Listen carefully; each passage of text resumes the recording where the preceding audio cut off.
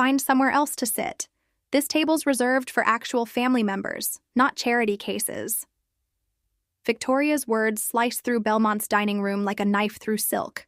The laughter that followed hit harder than any slap could. My so-called parents, my brother Kenneth, Victoria's husband, they all thought it was comedy gold. Meanwhile, I'm standing there clutching my purse, my cheeks on fire while strangers gawk at the spectacle. Crystal chandeliers threw dancing light across expensive white linens, but inside, I was freezing. Rachel. That's me. 27 years old, and I've spent the last 22 years living with people who made sure I knew I didn't belong. They took me in when I was 5, fresh from losing everything. 2 decades of subtle digs and not-so-subtle reminders that I was the outsider. The only person who ever looked at me like I mattered sat at the far end of that table. Grandma Dorothy. And the expression on her face that night? Something was brewing. "Knock it off, Victoria," I managed, keeping my voice level despite the storm inside. "Oh, come on, don't be so dramatic." Patricia, my adoptive mother, waved her perfectly manicured hand like she was swatting away a fly. "It's just family banter. You know your sister." Sister? Right. Victoria, at 32, had mastered the art of crushing me while smiling for the cameras. Growing up, she scored the master bedroom while I got the closet-sized room next to the water heater. Designer clothes versus Goodwill rejects. Full ride to a prestigious university while I scraped together community college tuition. She'd get standing ovations for participation. I'd get criticized for perfection. "Sit down, Rachel." Gregory, my adoptive father, wasn't asking. "You're causing a scene." I dropped into my chair, choking back everything I wanted to say. Tonight was supposed to celebrate Victoria's latest money move, some real estate deal my parents bankrolled. They were always opening their wallets for Victoria. 3 years back, when I asked for help launching my graphic design business, they literally laughed in my face and told me to get realistic. The next 2 hours felt like drowning in slow motion. Conversations swirled around me like I was invisible. Victoria wouldn't shut up about her new Mercedes. Kenneth was bragging about his bank promotion. My parents ate it up, asking questions, showering them with praise. I tried mentioning the massive client I just landed, a $50,000 contract, and my mother cut me off mid-sentence. "That's lovely, sweetheart. Kenneth, what were you saying about your bonus?" By dessert, I'd checked out mentally. That familiar numbness wrapped around me like a blanket. This was my role, the perpetual outsider, the feel-good project, the person they kept around to pat themselves on the back for being charitable. Then the waiter appeared with the check, and my stomach dropped through the floor. He placed it directly in front of me. "What's happening right now?" I stared at the leather folder like it might explode. Victoria's laugh could have cut glass. "Surprise! You're covering dinner tonight. Think of it as your way of giving back since you're always taking from this family." Taking? The word barely made it past my throat. "I've never asked any of you for anything. Please." Patricia started counting on her fingers. "The roof over your head growing up. Every meal. Every piece of clothing. We gave you a life, Rachel. Buying us dinner is the absolute least you can do." My hands shook as I opened the folder. The number blurred my vision. $3,270. They'd ordered like they were trying to bankrupt me. Top-shelf wines, multiple appetizers, premium cuts of steak, lobster tails that probably cost more than my rent. Kenneth had ordered 3 different desserts just because he could. "I can't pay this," I whispered. "Sure you can." Victoria's voice dripped with fake sweetness. "You just told us about that big contract. 50 grand, right? This is pocket change for you now." The truth? That 50,000 was spread across 6 months of work. Most of it was already allocated to business expenses, keeping a roof over my head, and chipping away at student loans my family refused to help with. This single meal would obliterate my savings account. But causing another scene? Giving them more reasons to call me ungrateful, difficult, overdramatic? I couldn't do it. With trembling fingers, I pulled out my credit card and slid it into the folder. The waiter disappeared with it, and I forced my face into something resembling a smile. Sipped water. Pretended this wasn't destroying me from the inside out. Victoria was already planning their Tuscany vacation. My parents were tagging along. Nobody asked if I wanted to join. They never did. When the waiter returned, I signed the receipt with numb hands. $3,270 for the privilege of being humiliated by people who were supposed to love me. Perfect evening. Patricia dabbed her lips. Let's do this again next month. Next month. They wanted to make this a monthly tradition. I opened my mouth to finally push back, to say enough is enough, when a voice sliced through the noise. Nobody's leaving yet. Silence crashed over the table. Grandma Dorothy was standing at her end, all 78 years of her radiating authority. Her silver hair was styled to perfection, her posture military straight. The look on her face made my chest tighten. The entire restaurant seemed to stop breathing. Grandma Dorothy was different from the rest of them.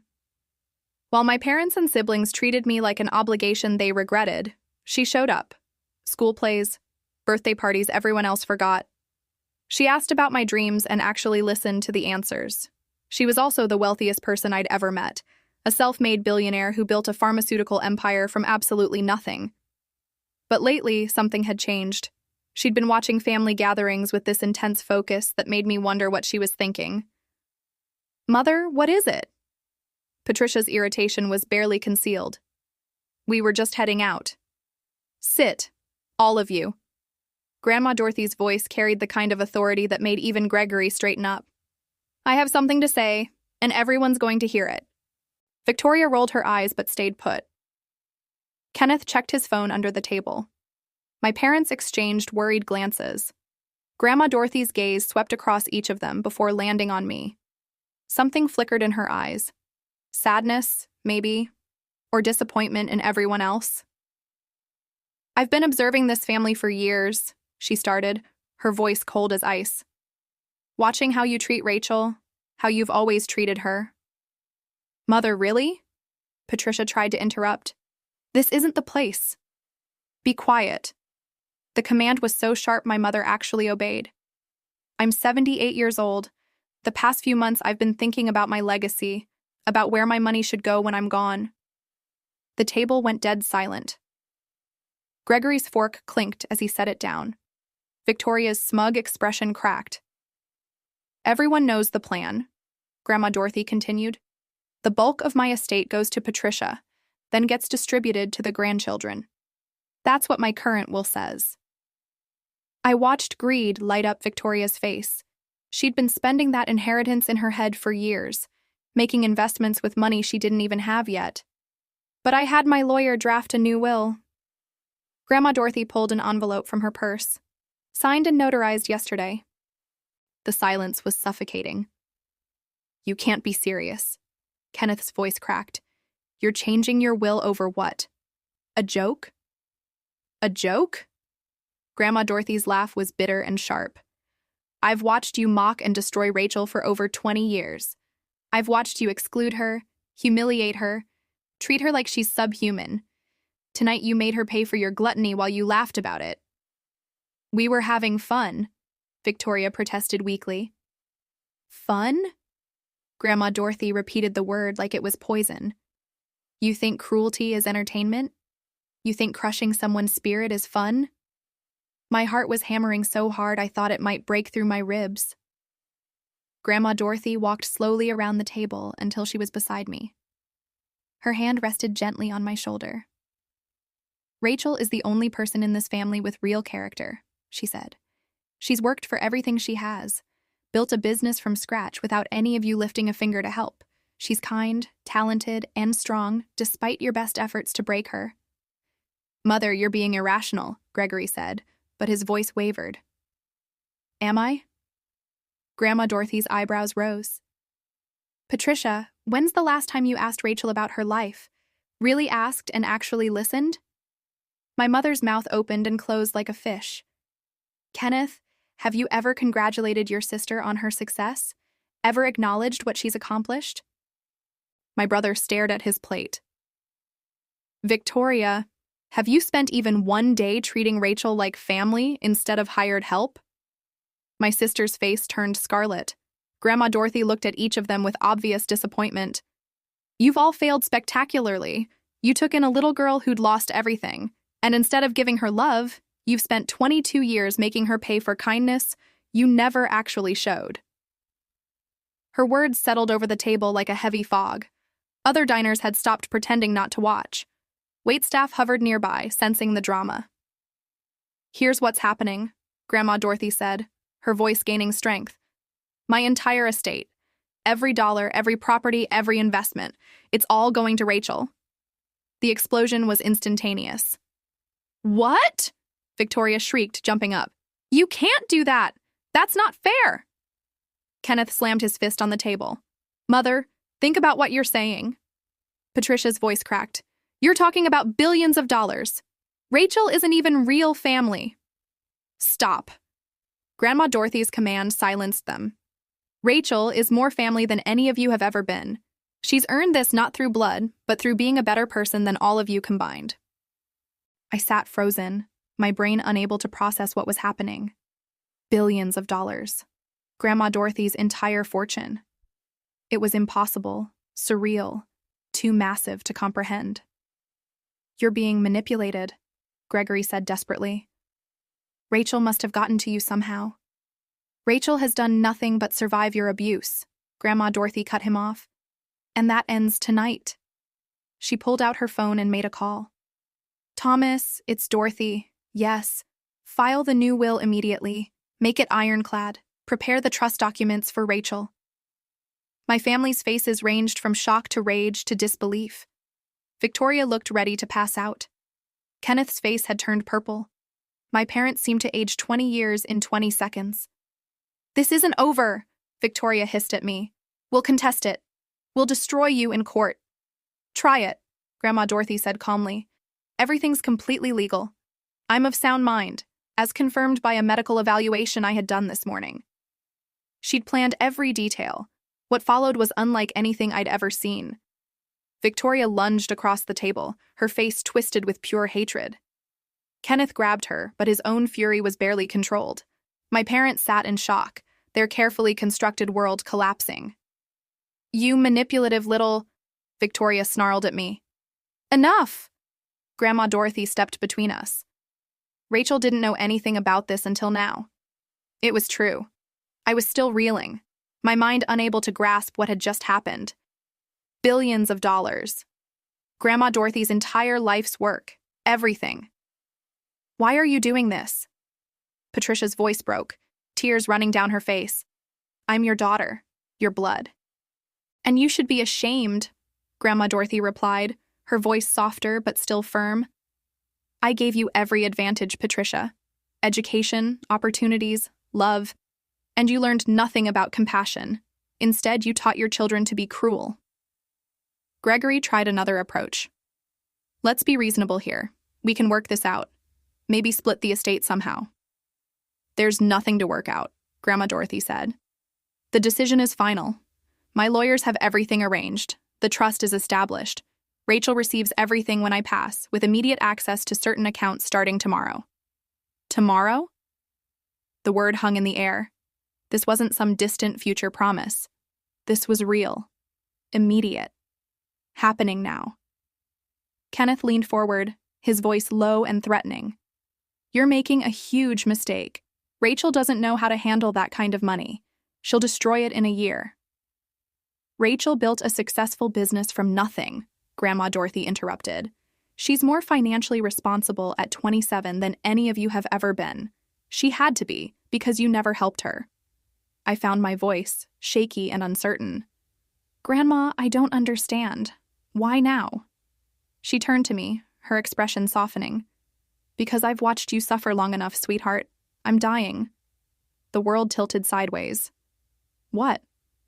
"Pancreatic cancer, stage 4. Maybe 6 months left, probably less." She said it so calmly, but I saw the pain underneath. "I found out 3 months ago. I've spent that time getting everything in order, making sure my legacy goes to someone who deserves it." Tears blurred my vision. Grandma Dorothy was dying.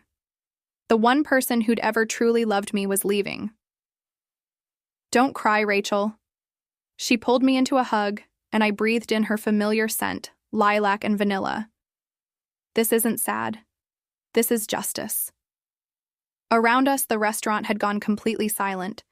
Even the kitchen noise had stopped. Everyone was watching this family implode in real time. "You can't be serious," Patricia tried again, desperation making her voice shrill. "Mother, please. Think about your grandchildren, the family legacy." "I am thinking about it," Grandma Dorothy said. "That's exactly why I'm doing this. The family legacy should be compassion, hard work, integrity. Rachel embodies all of that. The rest of you embody greed, cruelty, and entitlement." Victoria's hands shook. "We'll sue. We'll prove you're not in your right mind." "Good luck." Grandma Dorothy's smile was razor sharp. "I have medical evaluations, psychological assessments, testimony from dozens of witnesses about your treatment of Rachel over the years. My lawyer has been documenting everything for months. She'd been planning this meticulously, protecting me even as her own time ran out." "I want to leave," I whispered. "Of course." Grandma Dorothy kept her arm around me. "Thomas is outside.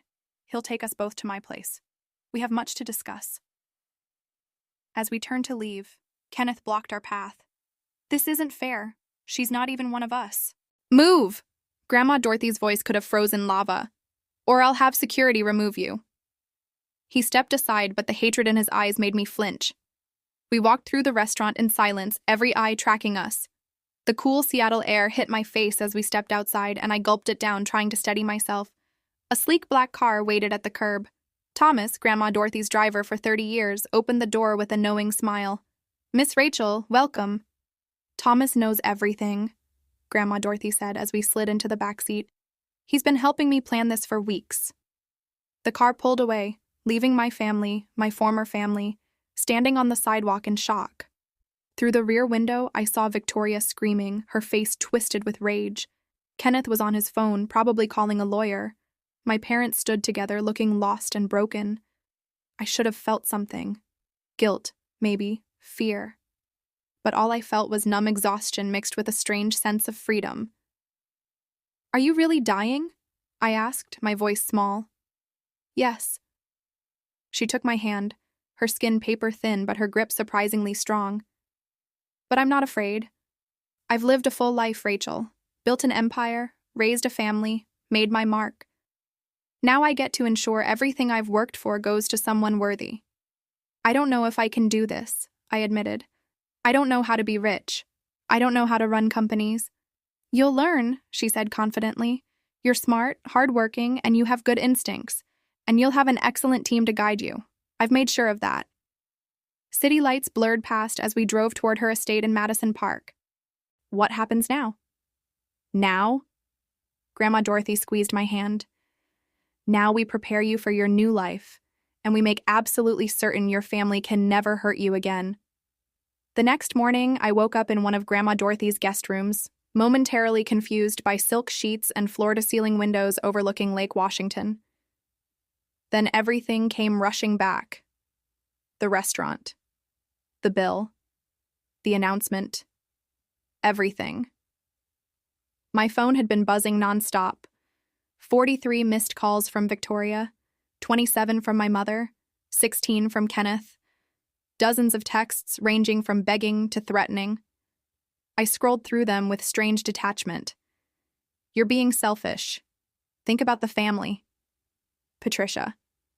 "I'll destroy you in court, you won't see a penny." Victoria. "We need to talk, this can still be fixed." Gregory. "Grandma's clearly not thinking straight, help us get her evaluated." Kenneth. I set the phone down and walked to the window. Grandma Dorothy's estate sprawled across 3 acres of prime Seattle real estate. Morning sun glinted off the lake. Sailboats already dotted the water. This was mine now, or would be soon. A soft knock interrupted my thoughts. "Miss Rachel, breakfast is ready. Miss Dorothy would like to see you in the study." I found Grandma Dorothy behind an enormous mahogany desk, looking surprisingly energetic despite yesterday's revelation. Thomas stood nearby, and a distinguished-looking man in an expensive suit sat across from her. "Rachel, this is Walter, my attorney," Grandma Dorothy said. "We need to go over some things." Walter stood, shaking my hand firmly. Miss Rachel, pleasure to meet you. Your grandmother speaks very highly of you. I sat down feeling like I was dreaming. Walter opened a leather portfolio and started explaining details. The trust, the companies, the investments. Numbers that seemed impossible swam before my eyes. $3 billion in liquid assets, $5 billion in property and investments, stakes in pharmaceutical companies, real estate developments, tech startups. The immediate access accounts activate today, Walter explained. $5 million for your personal use while the trust is being finalized. Your grandmother wanted to ensure you had resources right away. $5 million for immediate use. I felt dizzy. There's more, Grandma Dorothy said, her eyes sharp. Your family will try to contest this. They'll claim undue influence, diminished capacity, anything they can think of. We need to be prepared. What can they actually do? I asked. Walter leaned forward. Legally, not much. Miss Dorothy has documentation proving her sound mind, including evaluations from 3 separate doctors. The will is ironclad. However, they can make the process difficult, drag it out in court, create negative publicity. Let them try, Grandma Dorothy said firmly. I've been documenting their treatment of Rachel for years. Every cruel comment, every exclusion, every incident of financial abuse. If they want a court battle, I'll bury them with evidence. My phone buzzed again. Victoria. I silenced it. There's something else you need to know, Grandma Dorothy said, and something in her tone made me tense. Your adoption wasn't quite what you think. The room tilted. What do you mean? She pulled a folder from her desk, sliding it across to me. When Patricia and Gregory adopted you, they received a substantial sum. $750,000 to be exact. It was meant to cover your care, education, everything you'd need. I stared at documents in the folder. Bank statements, transfer records. They took money for adopting me. From a trust established by your birth parents, Grandma Dorothy confirmed. They died in a car accident when you were 5. They'd set up a trust to ensure you were cared for. Patricia and Gregory were approved as adoptive parents and given access to those funds. My hand shook as I flipped through papers. $750,000. And I'd worn secondhand clothes, gone to community college on loans, been told the family couldn't afford to help me. They spent it all, I whispered, seeing the account statements. Vacations, cars, Victoria's private school, Kenneth's college fund. They spent my money on everyone but me. Yes, Grandma Dorothy said quietly. I only discovered this myself 2 years ago. I've been investigating since, gathering evidence. That's theft, Rachel. They stole from a child. The betrayal cut deeper than anything else. It wasn't just cruelty. They'd profited from my loss, taken money meant for my care, used it to spoil their biological children while treating me like a burden. Why didn't you tell me sooner? I asked. Because I needed to be sure, needed all the documentation perfect and legal. And because, she paused, looking older suddenly, because I knew once you learned the truth, there'd be no going back. Your relationship with them, toxic as it was, would be over completely. She was right. Any tiny part of me that had hoped for reconciliation, that had wondered if maybe I was too sensitive, died in that moment. They hadn't just been cruel, they'd been criminals. What do I do?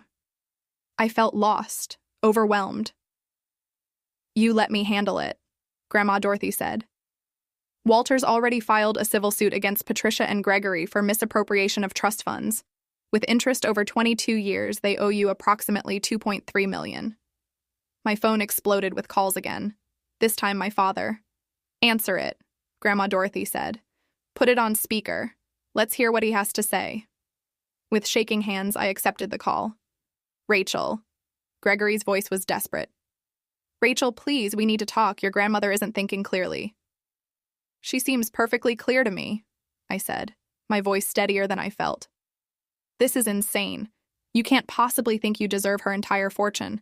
You've been with us 22 years and suddenly you turn on us the moment money's involved. The moment money's involved? I repeated. You mean like the $750,000 you took for adopting me? The money you spent on everyone except me? Silence. I don't know what lies she's been telling you. Bank records don't lie, Dad. The word felt bitter. Walter has all the documentation. You stole from me. You both did. Patricia's voice came through, shrill with panic. That money was for raising you, housing you, feeding you. You gave me hand-me-downs and made me pay my own way through college, I said. Meanwhile, Victoria got designer clothes and a full ride to private school. Kenneth got a new car at 16. I got nothing. You're being ungrateful, Gregory tried. You gave me a prison, I said. The words felt powerful, liberating. You made me feel worthless every single day, and you did it while spending money meant for me. We'll fight this, Patricia threatened. We'll take you to court. Please do, Grandma Dorothy cut in. I'd love to see you explain the financial records to a judge. Explain how you took money meant for a grieving 5-year-old and spent it on luxury vacations. The call ended abruptly. They'd hung up, probably to call their lawyer. Walter's hand touched my shoulder. Miss Rachel, I know this is overwhelming, but you need to understand. You hold all the cards here. They have no legal ground. They'll try anyway, I said. Of course they will, Grandma Dorothy agreed. But they'll lose, and when they do, you'll never have to see them again. 3 days later, the story exploded across media. Somehow, and I suspected Victoria was behind it, details of Grandma Dorothy's will change had leaked to the press. Billionaire disinherits family for adopted granddaughter, screamed the headlines. My phone wouldn't stop ringing with reporters wanting statements. I'd moved into Grandma Dorothy's estate temporarily, unable to face my apartment where my family knew the address. Thomas had retrieved my things. I was living in a strange bubble of luxury and chaos. Public reaction was divided. Some praised Grandma Dorothy for rewarding character over blood. Others called me a manipulative gold digger who'd seduced an elderly woman for her fortune. The comment sections were brutal. She must have been sleeping with the old woman's lawyer or something. Gold digger alert. This girl knew exactly what she was doing. Good for Dorothy. Family isn't blood. It's how you treat people. That adopted girl's going to blow through billions in a year. Watch. I tried to ignore it, but the words burrowed under my skin. Was I wrong to accept this? Should I have refused? Stop reading those, Grandma Dorothy said, finding me hunched over my laptop in the library. She looked frailer than days ago, the cancer clearly progressing. People will always have opinions. Let them talk. They're calling me terrible things, I said. They called me terrible things when I built my first company, she replied, settling beside me. Said I was too aggressive, too masculine, too ambitious. A woman couldn't possibly succeed in pharmaceuticals. I proved them wrong. She took my hand, her grip weaker now. You'll prove them wrong too, Rachel. Not by defending yourself, but by being exactly who you are. Kind, hardworking, principled. That afternoon, Walter arrived with news. Patricia and Gregory have officially filed to contest the will. They're claiming diminished capacity and undue influence. Let me see, Grandma Dorothy said. Walter handed over legal documents. I read over her shoulder, anger building with every word. They claimed I'd isolated Grandma Dorothy from family, that I'd manipulated a sick elderly woman, that I'd taken advantage of her declining mental state. This is ridiculous, I said. I didn't even know about the cancer until that night.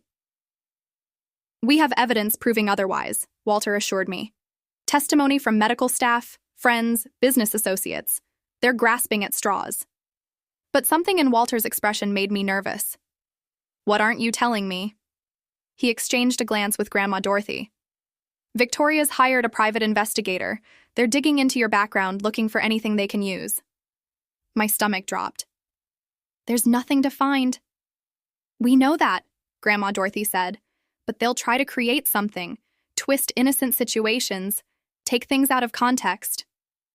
As if on cue, my phone rang. Unknown number. Against better judgment, I answered. Rachel, so good to finally reach you. The voice was unfamiliar, syrupy sweet. I'm Jennifer Cole from Seattle Scene magazine. I'd love to chat about your relationship with Dorothy. No comment, I said, moving to hang up. Wait, just a few questions about the allegations. What allegations? About your business. There are questions about where you got startup capital, Some people are suggesting Dorothy funded it years ago, that you've been planning this takeover for a long time. My blood ran cold. That's not true. I built my business with my own money. Can you prove that? Do you have documentation? I hung up, hands shaking. They're trying to create a narrative, Walter said grimly. That you've been grooming Dorothy for years. That everything you've accomplished was really her money. But it wasn't. I have loan documents, business records. We know, Grandma Dorothy soothed, and we'll prove it. But Rachel, you need to prepare yourself. This is going to get worse before it gets better. She was right. By evening, social media was flooded with theories. Anonymous accounts, probably my family, were spreading rumors that I'd failed out of community college, I'd graduated with honors, that my business was failing, it was thriving, that I'd had multiple affairs with wealthy older men. I'd barely dated in years. The cruelest rumor was that I'd somehow caused my birth parents' death to access their trust fund. I was 5 years old when they died, but facts didn't matter to internet trolls. I closed my laptop, feeling sick. Miss Rachel. Thomas appeared at the library door. There are reporters at the gate, quite a few. I walked to the window overlooking the estate's front. News vans lined the street, cameras pointed at the house. My private life was now public spectacle. This is what they want, I said quietly. They want me to crack, to do something that makes me look bad. Then don't give them the satisfaction, Grandma Dorothy said. She looked exhausted, but her eyes were still fierce. We fight this the right way, with truth, with evidence, with dignity. That night, sleep wouldn't come. I kept replaying childhood moments. Patricia telling me I was lucky they'd taken me in. Victoria laughing when I didn't get invited to her birthday party. Kenneth pushing me into the pool at a family gathering while everyone laughed. Every moment of exclusion, every casual cruelty, all building to this. Around 2 a.m, my phone buzzed. Text from an unknown number. You're going to regret this. We'll destroy you. V. Victoria threatening me from a burner phone. I screenshotted it and sent it to Walter. Evidence. Grandma Dorothy had taught me well. The next morning brought a new development. Kenneth showed up at the estate, somehow talking his way past security. I found him in the foyer arguing with Thomas. I need to see Rachel, he was saying. Please, it's important. It's okay, Thomas, I said, though my heart was racing. I'll talk to him. Kenneth looked terrible. Unshaven, wrinkled clothes, dark circles under his eyes. Nothing like the polished banker I'd grown up with. Rachel, please, he said. We need to fix this. The family's falling apart. The family fell apart a long time ago, I said. You're just noticing now because money's involved. That's not fair. I know we could have been better to you. But this? He gestured around the estate. Cutting us out completely? That's too far. Too far? My voice rose despite my attempt to stay calm. Kenneth, you pushed me into a pool when I was 12. I nearly drowned because I didn't know how to swim. Nobody taught me because swimming lessons were for real family. Victoria told everyone at school I was adopted because my real parents didn't want me. Mom forgot my birthday 3 years in a row. Dad told me I should be grateful for scraps. And you all spent $750,000 meant for me while I worked 3 jobs to pay for community college. Kenneth's face went white. I didn't know about that money, I swear. You didn't know because you never asked. None of you ever asked about me, about my life, about whether I was okay. The words poured out, years of pain finally finding voice. You want to fix the family? There's nothing to fix. It was broken from the start. Rachel, please. Get out. My voice was steady now, cold. Get out of this house and don't come back. You're making a mistake, Kenneth said, but there was no conviction in it. When Grandma's gone, you'll have no one. I already had no one, I said. At least now I'll have resources to build an actual life. Thomas escorted Kenneth out. Through the window, I watched my brother walk to his car, shoulders slumped. For a moment, just a moment, I felt a pang of something. Not quite guilt, but sad acknowledgement of what could have been if they'd chosen differently. That afternoon, Walter called an emergency meeting. His expression was grave. "Victoria's legal team has found something," he said. "Or rather, they claim to have found something. They're alleging you forged documents related to your business, specifically, contracts with clients. They're trying to paint you as dishonest, someone capable of manipulating Dorothy." "That's insane," I said. "All my contracts are legitimate." "We know that. But they're filing a motion to delay the will proceedings pending an investigation. It's a stall tactic, but it could work." Grandma Dorothy's hand slammed on the desk, startling us both. Despite her frailty, anger gave her strength. "Absolutely not. Walter, file an emergency motion to expedite. I want this settled before—" She didn't finish the sentence. "Before she died." "Dorothy, you should rest," Walter began. "I'll rest when this is done," she snapped. "My granddaughter is being attacked by vultures masquerading as family. We end this now." Walter nodded and pulled out his phone, stepping away to make calls. Grandma Dorothy turned to me, her eyes fierce despite exhaustion evident in her face. "Rachel, I need you to do something for me." "Anything." "I'm holding a press conference tomorrow. I'm going to tell the truth. All of it. About the stolen money, the abuse, everything. But I need you there with me. The world needs to see you, hear from you directly." Terror gripped me. "I can't. I'll say something wrong. You'll be perfect," she said firmly, "because you'll tell the truth. That's all you need to do." That night, sleep barely came. I kept rehearsing what I might say, then abandoning it. How do you sum up 22 years of pain in a few minutes? How do you make strangers understand? The press conference was scheduled for 2 in the afternoon at Grandma Dorothy's.